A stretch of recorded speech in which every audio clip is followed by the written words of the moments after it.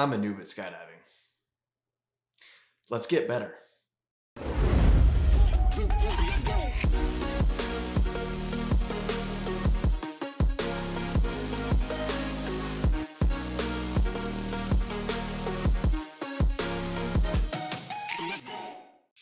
So, one of the three things I am working on right now and improving my skydiving is I'm trying to get my C license. I've completed all of these requirements except for the 200 jumps. I'm at 188 right now, so I'm only 12 away. I need to have landed within 7 feet from the target 25 times, and I have to take the written exam. The written exam is pretty easy. I just need to go in one day and take it and pass it, which shouldn't be that difficult. And the 200 jumps are going to come with time. The hard thing right now is I'm really trying to rack up those accuracy landings, which have been difficult. And I'll show you a couple of my attempts right now.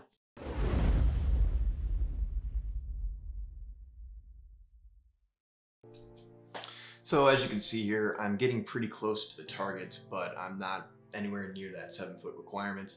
And what I've been learning is that really when you're trying to get those accuracy landings, obviously it's very important to start your final at a correct altitude in order to get near your target, but you're never going to be perfect when you turn on to final. So really you want to be adjusting your front risers and your rear risers on your way to the target. And effectively, the front risers are going to dive the canopy down more, so you're going to end up shorter than you currently are. And if you pull on the rear risers, it planes out your canopy, so you end up going farther. So if you notice that you're going to be too short, you can pump on your rear risers. If you notice you're going to be too long, you're going to pump on your front risers. Now you have to be careful about this, because if you pump on your front risers too much, then you're going to come in really hot, and you just have to make sure you get a nice good flare in order to prevent yourself from hitting the ground too hard. Now, and if you pop on your rear risers too much, then you're not going to have enough speed, so then when you actually go to do your flare, you're not going to plane out that much, so you might hit a little bit hard that way too. So there are some considerations in terms of safety you have to consider, but that's the best way that I've found in order to really dial in the accuracy.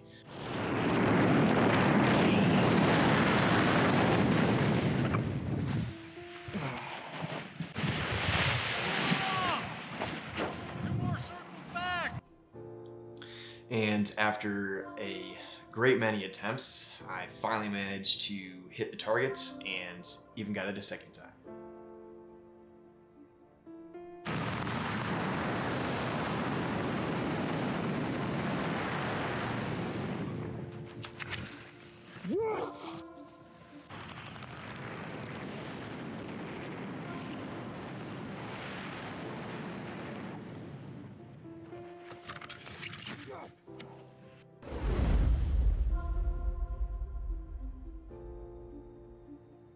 So I really want to get into wingsuiting, so very shortly after I hit 200 jumps, I plan to go take the first flight course with Lightning Flight, and in preparation for that, I am working on angle flying and tracking.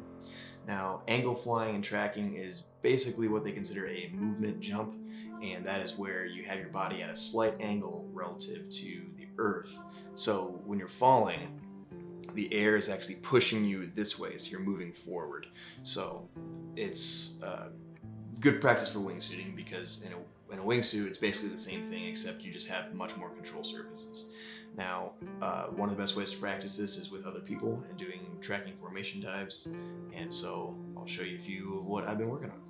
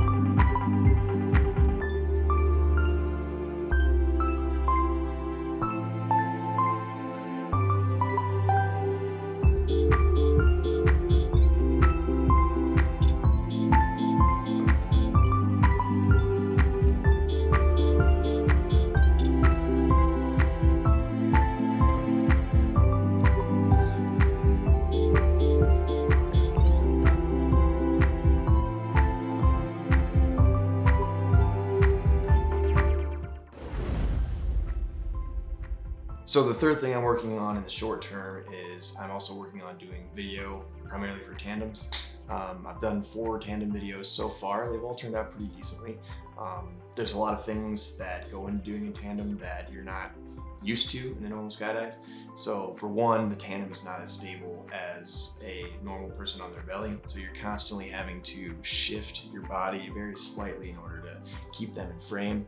You're also flying a little bit below them and right next to them.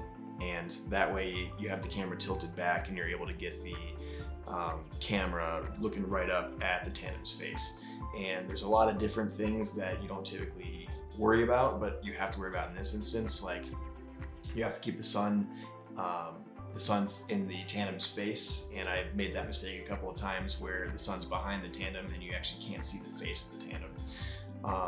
And obviously there's a lot of different concerns. There's the drogue that you could potentially run into, and the tandem could be falling at a completely different rate of speed. So far I've just been using my standard belly suit and it's been fine, but I do plan at some point to get into a camera fly suit, which is just kind of it's basically a belly suit, but it also has little webbed wings, and that just helps you have much more control so you can position yourself and get a nice shot for the tandem.